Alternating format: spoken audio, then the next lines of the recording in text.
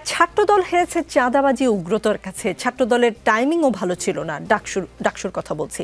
তারা প্যানেল দিতে দেরি করেছে, তাদের উগ্রতার প্রমাণ মিলে তারা ভিসিকে যেভাবে ধমক দিয়েছে, টেবিল চাপড়ে সেখান থেকে শিবির শিক্ষার্থীদের পালস বুঝেছে। ছাত্রদল ব্যস্ত ছিল টেম্পু স্ট্যান্ড দখল নিয়ে। বিভিন্ন জনের মতামতকে আমি একসাথে করে বিএনপির আসলে কল্যাণ করবার মতো টাকা নাই, নাকি বিএনপি শুধু আসলে নিতে জানে, মানে চাঁদা নিতে জানে কিন্তু কাউকে কল্যাণের জন্য দিতে জানে না। এই যে মন্তব্যগুলো, এগুলোর সাথে কোনো দ্বিমত আছে ব্যারিস্টার রুমিন ফারহানা?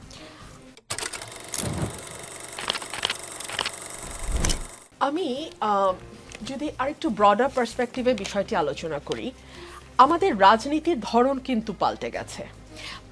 আপনি যদি নেপালের দিকে তাকান, আপনি যদি কিছুদিন আগে শ্রীলঙ্কায় যেটা ঘটে গেল সেদিকে তাকান, ইন্দোনেশিয়ায় যেটা ঘটবো করেও ঘটলো না কিন্তু ঘটার পথে যাচ্ছিল সেদিকে তাকান, এবং সর্বোপরি আপনি যদি বাংলাদেশের দিকে তাকান, রাজনীতিতে একটা বিরাট প্যারাডাইম শিফটিং হয়েছে। রাজনৈতিক দলগুলো যদি এই শিফটিংটার পালস ধরতে না পারে, তাহলে আপনি ছাত্র সংসদ নির্বাচন বলেন, আপনি স্থানীয় সরকার নির্বাচন বলেন, কিংবা আপনি জাতীয় নির্বাচন বলেন, সার্টেনলি এই নির্বাচনগুলোতে রাজনৈতিক দলগুলোকে কিংবা তাদের সমর্থিত প্যানেলগুলোকে তার মূল্য চোকাতে হবে। ফর এক্সাম্পল, আমরা এক সময় বয়ানের রাজনীতি না বলে আমরা আইডেন্টিটি পলিটিক্সের জয়কার দেখেছি। ধরুন বাঙালি জাতীয়তাবাদের আইডেন্টিটি, কিংবা ধর্মভিত্তিক আইডেন্টিটি, কিংবা ভাষাভিত্তিক আইডেন্টিটি। এই আইডেন্টিটি পলিটিক্স, যেটা ফর এক্সাম্পল ভারতের দিকে যদি আপনি তাকান, উগ্র ধর্মভিত্তিক যে রাজনীতি তারা করে যাচ্ছে, তাতে প্রতিদিন তাদেরকে আরো একটু উগ্র, আরো বেশি হিন্দু, আরো একটু বেশি হিন্দু, এটা প্রমাণ করতে গিয়ে তাদেরকে হেন কোনো কুকর্ম নাই যেটার আশ্রয় তাদেরকে নিতে হচ্ছে না। অন দি আদার হ্যান্ড, আপনি যদি দিল্লিতে আম আদমি পার্টির পলিটিক্সটার দিকে তাকান, তারা কিন্তু কল্যাণ ভিত্তিক রাজনীতি, জনগণের কল্যাণ ভিত্তিক রাজনীতি বা ওয়েলফেয়ার পলিটিক্সের দিকে মন দিচ্ছে। আমাদের উপমহাদেশ ভারত, পাকিস্তান, নেপাল, আপনি এই দেশগুলোতে যদি দেখেন, এবং আরো সংক্ষিপ্ত করে আলোচনা আনে যদি বাংলাদেশের দিকে তাকান, মুক্তিযুদ্ধের পক্ষ বিপক্ষের রাজনীতি, বয়ানের পক্ষ বিপক্ষের রাজনীতি, বাঙালি না বাংলাদেশি এই তত্ত্বের রাজনীতি, ধর্ম মুসলমান ভিত্তিক রাজনীতি হবে, মানে ধর্মভিত্তিক রাজনীতি হবে। এই সব কিছু ছাপিয়ে আপনাকে যদি রাজনীতিতে টিকে থাকতে হয় এবং লম্বা রেসের ঘোড়া হয়ে টিকে থাকতে হয়, আপনাকে ওয়েলফেয়ার পলিটিক্সের বাইরে গিয়ে আপনার আর দ্বিতীয় কোনো কিছু ভাববার কোনো অবকাশ নেই। আপনি যেই মন্তব্যগুলো পড়ছিলেন, সেই মন্তব্যগুলো প্রথম আলোতে সম্ভবত গতকালকে এসছে। আমি অনেক জায়গায় প্রথম আলো একটা কম্পাইলেশন তৈরি করেছে যে বিভিন্ন জন কিভাবে দেখছে এই ডাকসু নির্বাচনকে। সেখানে অনেকগুলো বিষয় উঠে এসছে।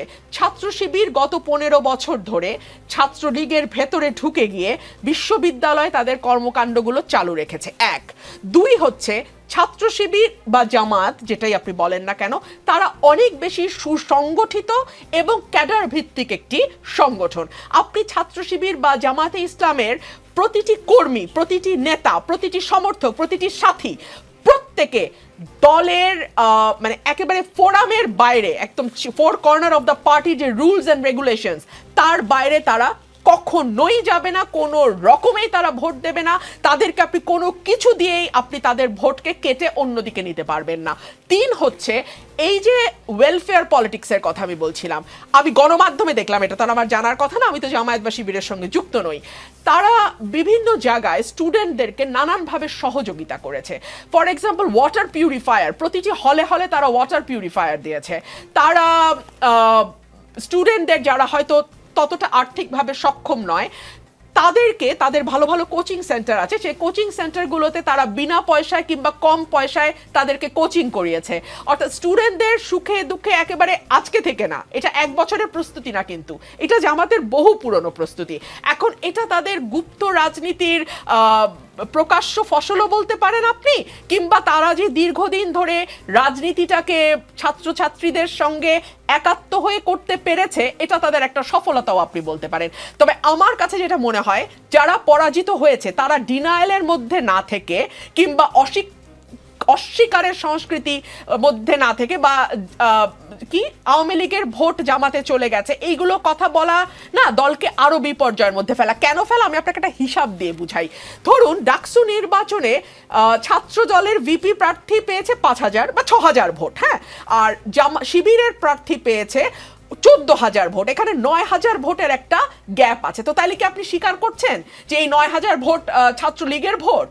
মানে তাহলে আপনি কি বলতে চাইছেন? সো এই ধরনের কথাবার্তা না বলে ঠান্ডাভাবে দলীয় ফোরামে বসে চিন্তা ভাবনা করে কথা বললে ভালো হয় বলে আমার মনে হয়। ব্যারিস্টার রুমিন ফারহানা, আপনি বলেছেন রাজনীতির ধরন বদলে গেছে এবং কল্যাণমুখী রাজনীতির কথা বললেন, শেষে এক্সাম্পল দিলেন যে ছাত্র শিবির ওয়াটার পিউরিফায়ার দিয়েছে হলে হলে, তারা বিভিন্ন ছাত্রকে তাদের আর্থিক সহযোগিতা করেছে। এগুলো সব আমি গণমাধ্যমে দেখেছি। জি জি জি ব্যারিস্টার রুমিন ফারহানা, তাহলে কি ধরে